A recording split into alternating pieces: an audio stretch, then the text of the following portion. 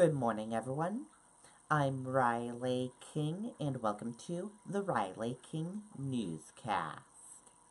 Let's begin. First up, dairy father killed himself, son with carbon monoxide. Let's take a listen to the video from WMUR News 9.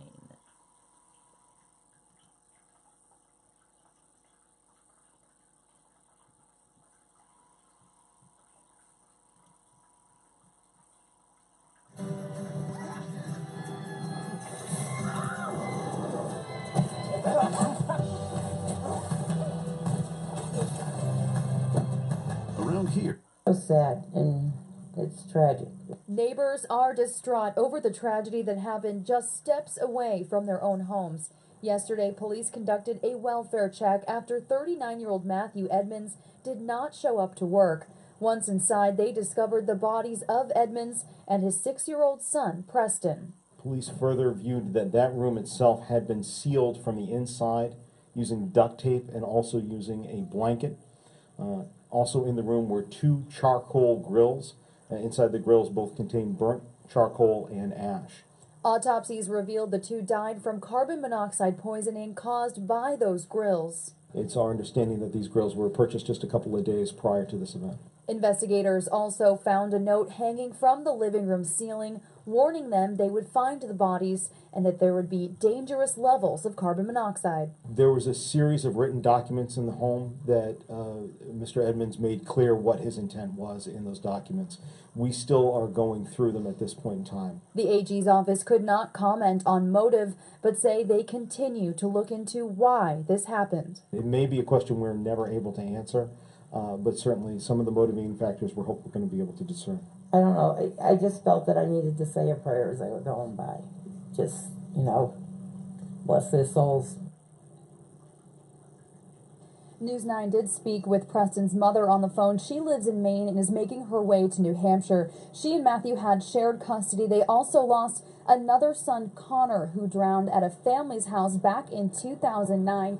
And he was also just 6 years old. The AG's office telling us tonight they will be looking back into that incident to see if it can help them in any way in this investigation. We're live in Derry tonight. Siobhan Lopez, WMUR News 9. Okay, and there you go on that video and that report.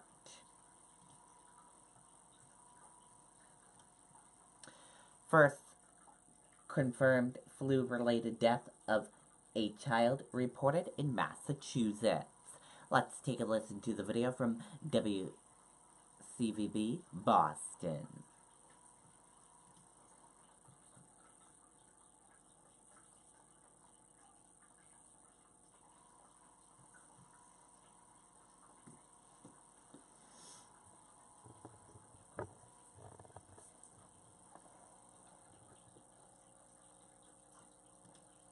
Very scary, yeah, and it's a heartbreaking story to hear. Parents on their way into lacrosse practice this evening at Golden Hill Elementary. Glad to hear the school has been thoroughly cleaned, but worried about the virus that claimed a first grader's life. They've had their vaccines, but that's not a cure-all for everything either, so we just try to be adamant about them washing their hands. The kids are trying to be careful, but kids will be kids. The young girl that died, 6-year-old Delilah Lovelace, she tested positive for influenza. State health officials confirm she's the first pediatric flu death in Massachusetts this flu season.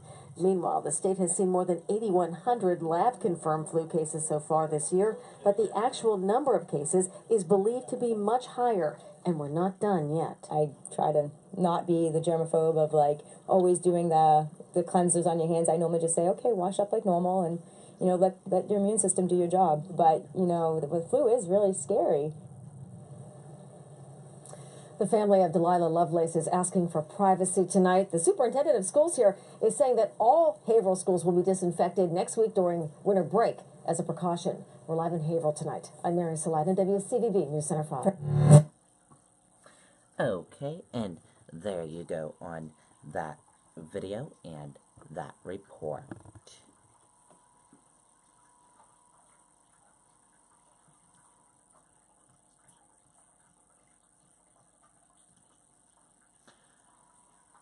our job is not done. Governor LePage delivers final state of the state.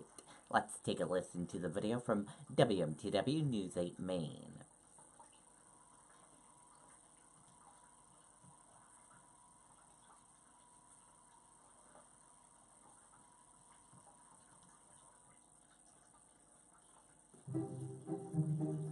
Oh, you don't look so hot.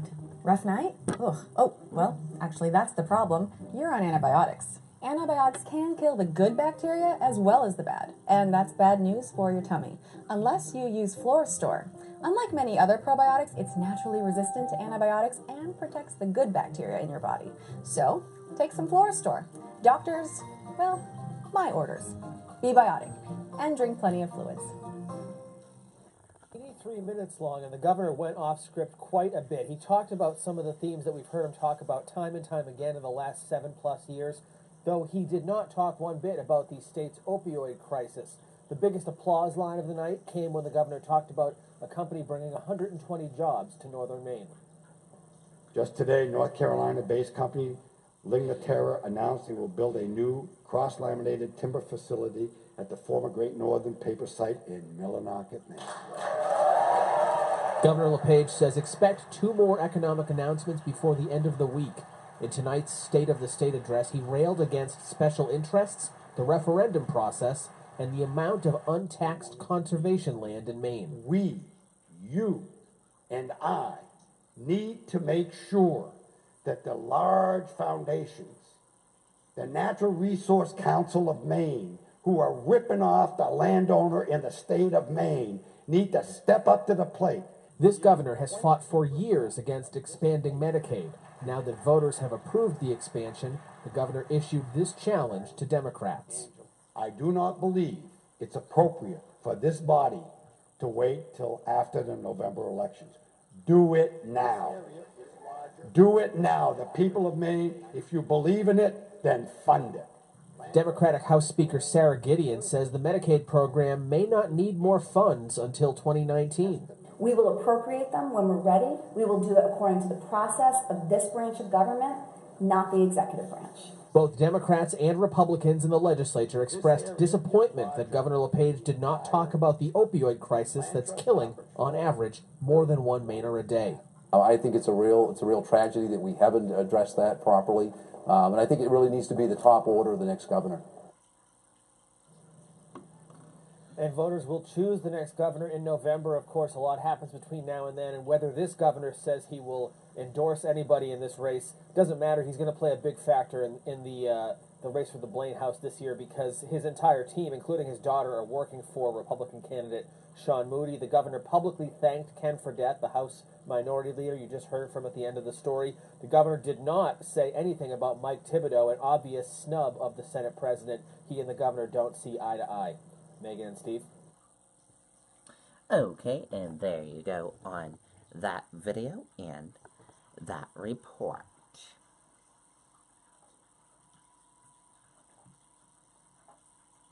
And by the way, this coming Thursday, Governor Chris Sununu in New Hampshire will give his State of the State address this coming Thursday. Barely anyone is paying the taxes they owe on their Bitcoin gains.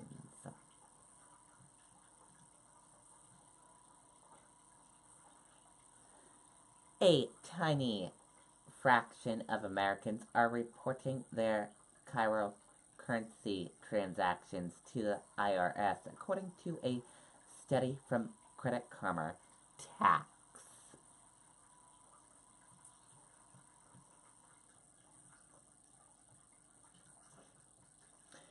Trump's election partly responsible for luxury gun makers dismiss experts.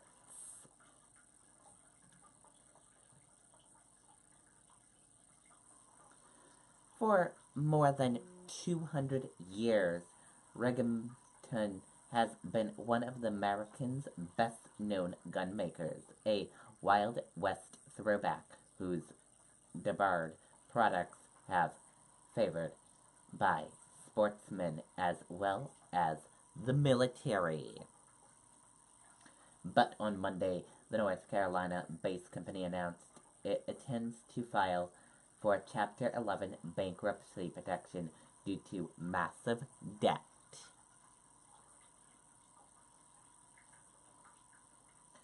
Experts say the changing winds in Washington, specifically the election of President Donald Trump, has dramatically reduced the demand of guns and have hurt the bottom line of manufacturers like the Regenton Outdoor Company. And that does it for the Riley King Newscast right here on the Riley King Network. I hope you all have a great rest of your day, and I'll be back with another newscast later on today. Goodbye, everyone.